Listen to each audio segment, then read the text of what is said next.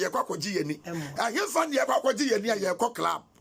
ye kwa club ba bia wanyina duru da so kwa club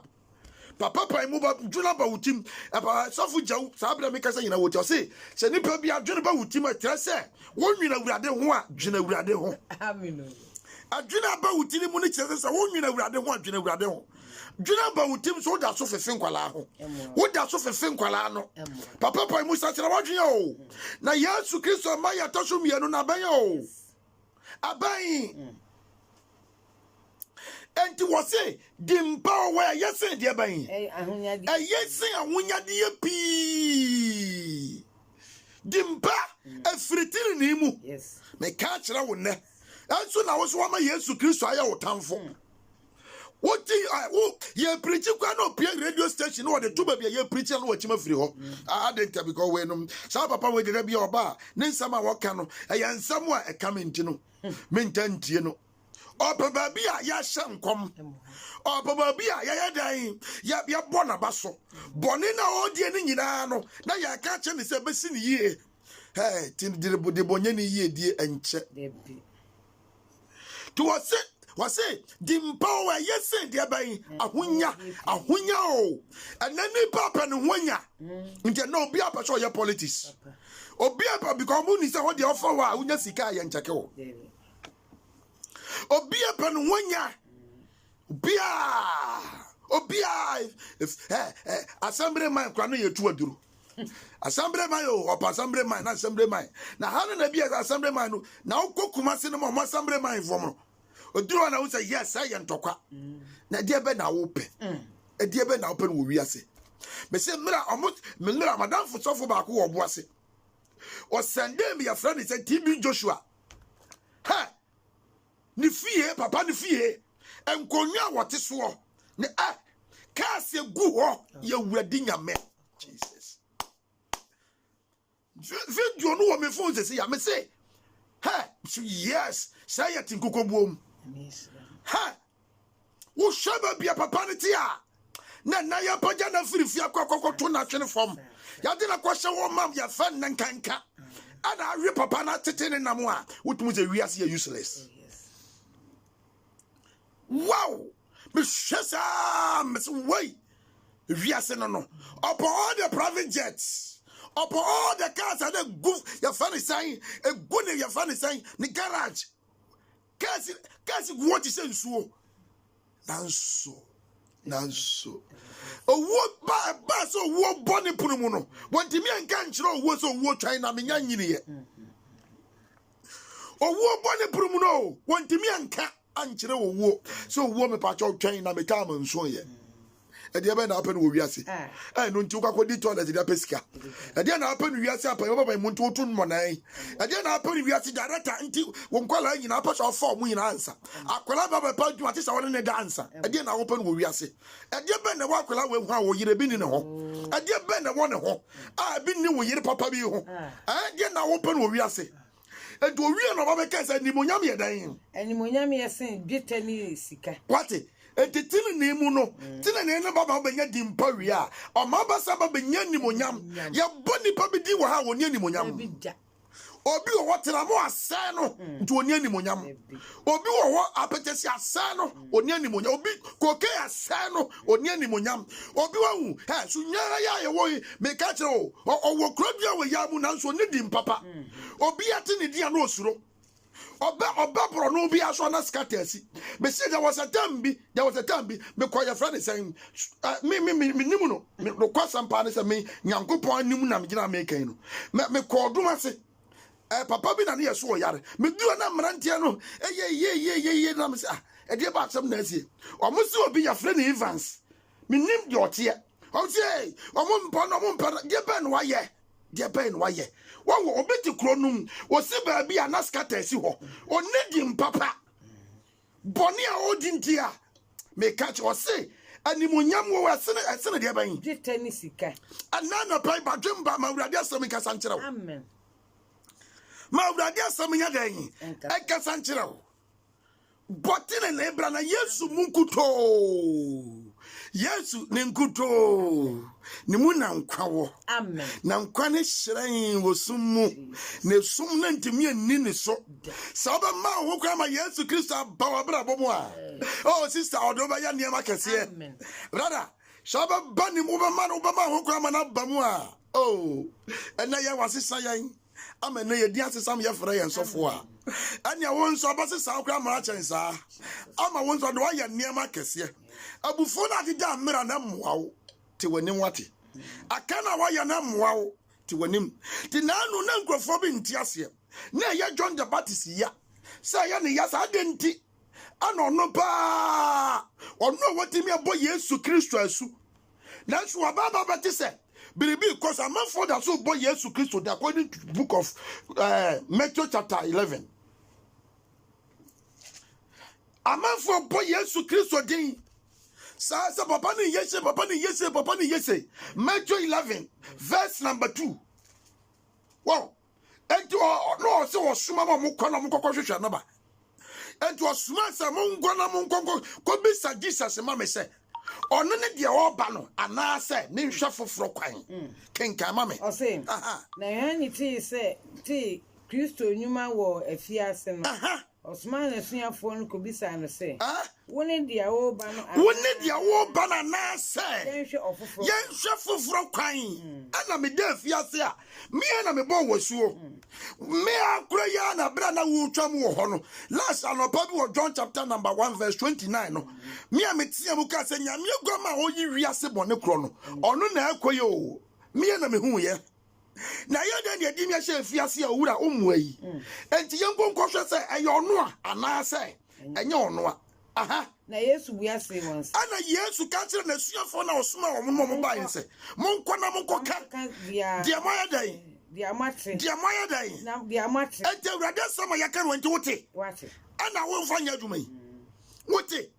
ana obabesia wo si ukunu kwasia saa no wote ana wo ni obi ya kai wote ana wo bokro no yi wote ana wo bo hohwe yi wote ana sa na de wasinse wasum yi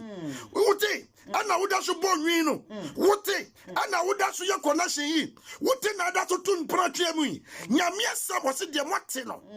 de mote monkoka de mote emfa nkire no aha na ne amahunu yi nkire Yohane na monkoka nkire Yohane aha se ani frafo hu ade jo wasi ani frafo ya den ehunu ade kenkan bubuafo nan anan adwa bubuafo nso nante akwatafo ho afi hallelujah amen Yesu Kristo si akwatafo nso ho ya dan afi kenkan asutifo ti asem na obi a oye mum nso akasa otonwom eye awurade aye na awufuo nya hallelujah na awufuo nso ya dan anyane asem ya de amen na waka asempa no kire ahia no ayantamfram ene nimo kafiri ayantamfram ne nimo kafiri abodansam nyame abofo ne yefra na ayantamfram ene nimo kafiri Yesu baba beto wodi omunti amadame ase uduru bebi moto dame bebi moto chacha na nkwala timi nya asset mi ko bo mo no moto chacha sade ebe ya no oho no so kokope ni daily bread okwa obi timi di 2 million ko be firi wono na aka 2 cedi na ya yi 2 cedi amane so nyina mfa nkoto dokunu ni abra oni atare show wanfa nto atare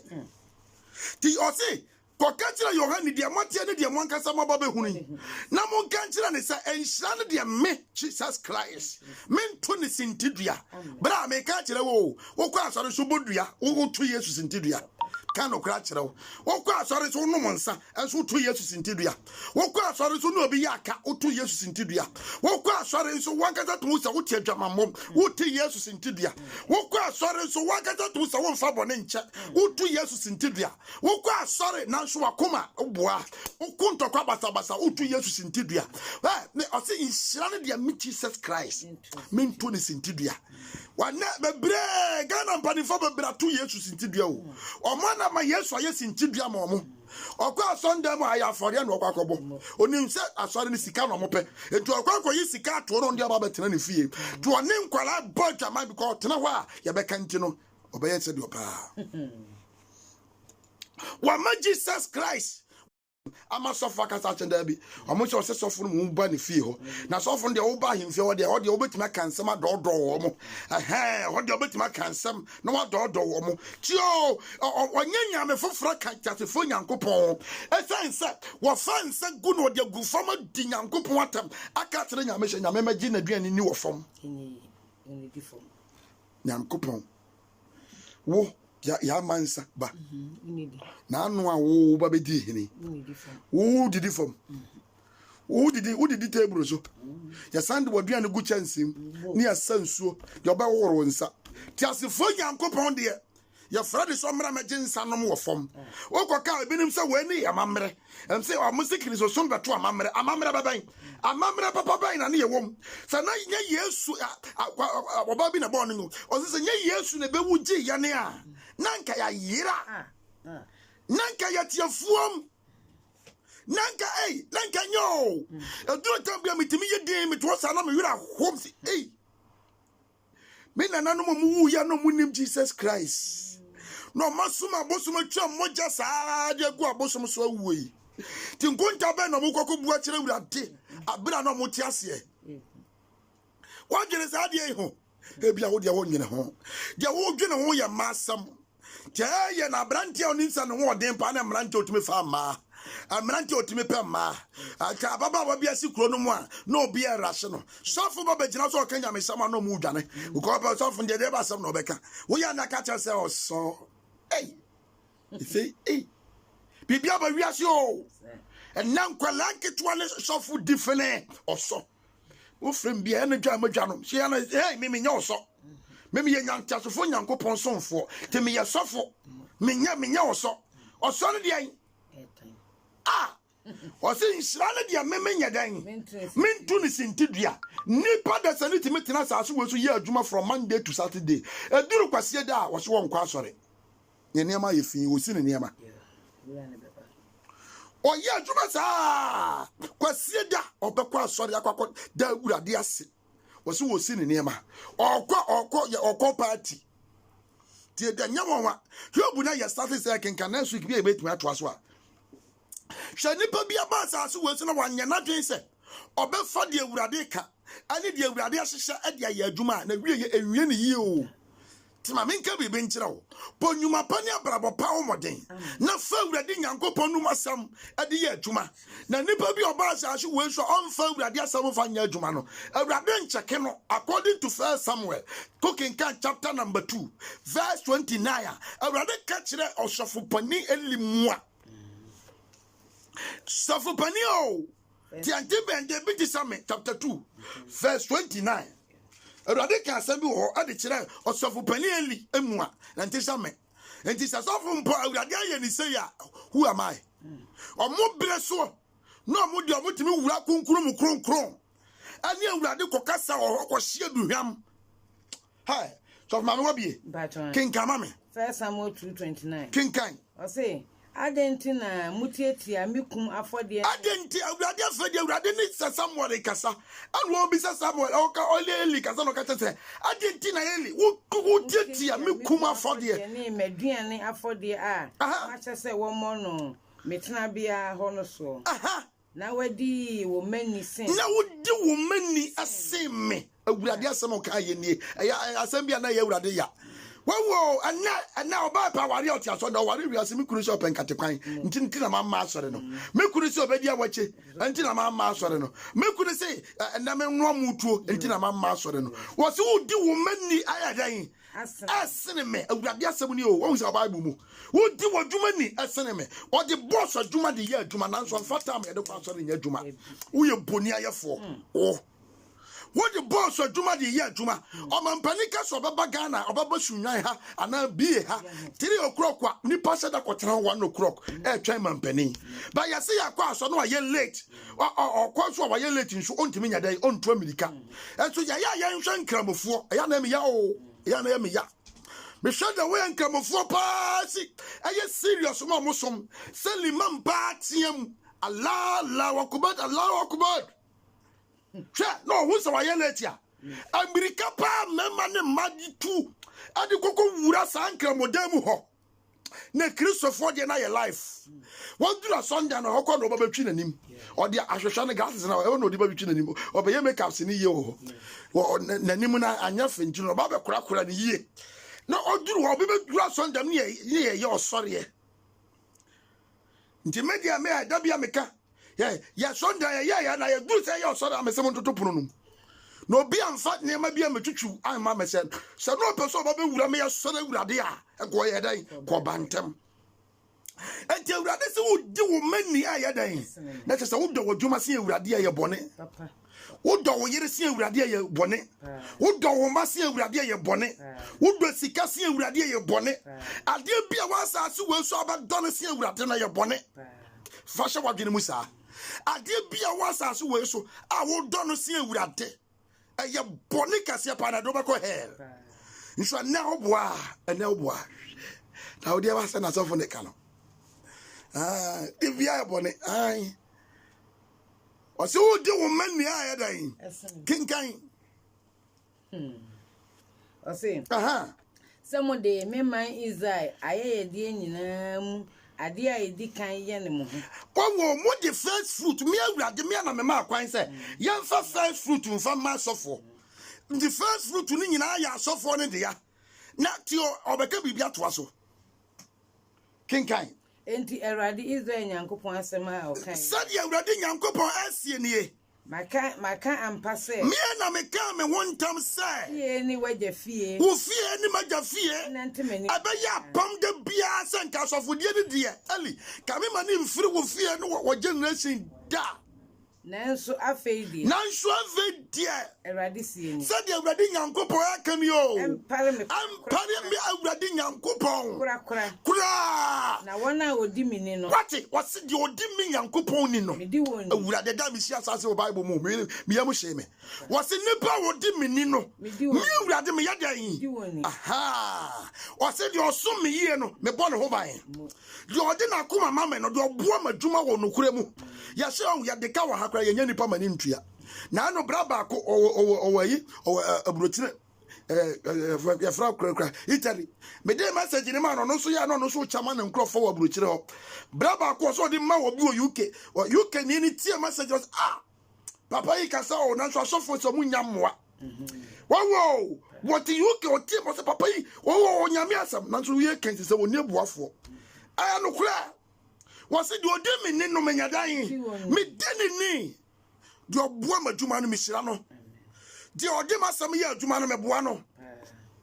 enti me nfa me nsira nkonkoma nkraman me nfa madua ne nkonkoma shawofo me nfa madua ne nkonkoma abosonfo me nfa one day odi mani monyam tutwiri fom enti wo se di odi me nyankopon ni no me awurade me yadan bidini na wana obu mi animtia di obu bitiatefo nyankopon animtia no wona hohora wate sawate enti anyanwa wia Ghana sika saa wo de wia fa ye japade fa gugu a wia ton nchene ne mako wutimi kokofa nnuro ka wutimi kokoya na waya connection percentage ntie ya Ghana kwan kura Ghana kwan enche percentage because of percentage entie ya Ghana kwan ne ncha adentia because answer na emfura bai mu wa na meduru contract na ntam no na ayi percentage o magige no na sika se kwan no ya ntimi nyama ni bibia eso mu nyina ti aso ndem kwese dan so mu kwa asore ya kan so boso mi su etua ne ka yesu ya fan risi ni nyankasi ka de gu ombotom ade ya de omope yesu bo na ade bonyefo awurisie no enche ade bonyefo yi de no enche wa awurade anem ade bonyefo nkunim de no enche wa awurade anem badimba wo tia mi ahomachen mesra wo se wonim yesu amekanfo yesu ma ho amen menim adwem bi aba wutim wo na dan mo ana minima na mo bi apese wutuo ebi obi aye wade ya wo se kokunu ebi obi aye wade ya wo se koye bitua ne ka ebi obi aye wade ya wo se kohye se ebi obi aye wade mi to so kasa ne ho da na so na anu ya chi Yesu Kristo ye na wuri Nyankopon no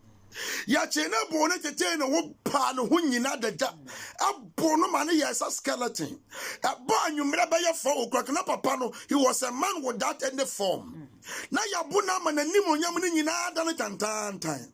ya pagya ne de dadoa me ensa de ne sensa so tare dua so papa ne pagya na ne hwa so hwe nipa no mo nim so obedome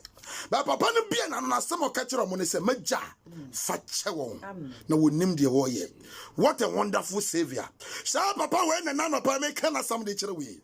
sa obaba ne nchan wa mu amoye adwuma bre na mukomuri bu no mommra me Yesu Kristo nchen na me Yesu Kristo me mama home ne nchen na homeje wo nkwaje ni obia mu na din foforo bia nso ni ho edin bia nso ni soro edin bia ni asase so edin bia ni wiem ayede ama nipa ma nkwa wom edin ni ya baako pa edin ni ya maso no odofo awurade do me srawara o babia wo keka konta ma na so awie o ta mo na so awie babia ye wo mu bibia betimi asi ebia wateme nka ne ebia na hwiki no wanteme nka ya ba ka ro radio so abatia ne se sofo no kura wu ebia wo so ateme nka na bia na next week mente won kan biem adenti a wo furo ka no kwa wa ma biem na nkonta ben na akwakobu edi a kire wurade ankontanti ana me kasa kire wo na homachen ba dwemba bia wurade dowo fa wurade ni na saw na fa ye adwuma na ancha na de beba na nya aba wo se me dedi odi me ni no me di ni na de obu me nyankopon wanim tia no me bona hohora ana ni ngwasia be asiesie de amade bonyani na de beba Yesu nchen no de wurade be kura no amen de odi Yesu Kristo ye nyankopon adu asamba ya adwuma no o ma ne bre enye kwada anana pa Yesu Kristo gina wakoma pon na chi bom so obi betie no no ma ne kwan ama na ba na bra bom a o ma ne bre enye kwa anopa de wa so no ntie de won konko kata kire no o na me srawara onema biere gu wa enye wurade kwan so no to ni nyina gu to ni nyina gu na bra Yesu nchen na wanya ahome e de ama wokra anopa wurade nshirawo na onnomo o ma obra nya kwa ewe Yesu dere mu amen amen ya bompae owura Yesu anopa ya da wase wasamo makwa eba ba yedukudie ntia wasoma no nsame ba bia ya record wa ya de ko ba bia Facebook wa yetwa wona wo tie wo radio so ya jaw mu nyina do mu nyina hya wonsa ema wasamo mama ye dede hunu keke na mo manintime nso ba na da ya ni wo moja hofo ya bompa ya sra nshira de ma wona wo bo program yi obi biara wo yitaku sempode boa na wurade ma ne bra nya kwada obi biara wo dua wasempa kan mu na nya na ada so no awurade hwe na tere ne hye mu so bonsambe de nsa to na bra boso a me gira radio iso kasa se e wona zani Yesu Kristo dim sa pam ne munte awurade hyira mu na hyira na sefo na ma ne mfiri hyira mu nko hyira mu ma ne wusa me de bibi ko boa papa ye no awurade ma me bra nya kwa e wo Yesu dir mu na masra bo mpae amen amen odofo eye Christian Fidelity Ministry osofo Brighton na chere me na ate ne nkan so won kwa asora me kanfo asore de ma wate me sira wara asore no me won nsuatre na me wo ya asore wo 31 mu ho me pa cha se won kwa asore a me namba nie so wo bibi nso ka makoma so pese obeboa me sira wara braba boa ye bi pa na ya ni abere na nimdiafo no me hu the type of station amoye good pa me na kwase mo ye good me namba nie 0540 24 25 15 0540 242515 me can last time 0540 24 25 15 eye momo bibi biara ka wakoma me ma me no ne papa no a mo de bibi bo ma me comfort antwi ma me ni kuna firi mu ma me makafra wate ma yakopa ma me wadi machia firi aka adaba beduru ha ma me sese ma me akadem ka msrawa nyame onchechire o were na onhye woden ade bia ye de ma o ye nyankopon ne mram na ma bibi anya kama awurade nsam no mpaja mu mfra dom no nkwa dom mechia asore ne masofo nyina ya papa odi for Daniel Benjawu ya chiawo ya sere nyankopon nsira de mawo de wo ye bia awurade ma ne ye de me di jawo ne say with God all things are possible nyame nsira mu nyina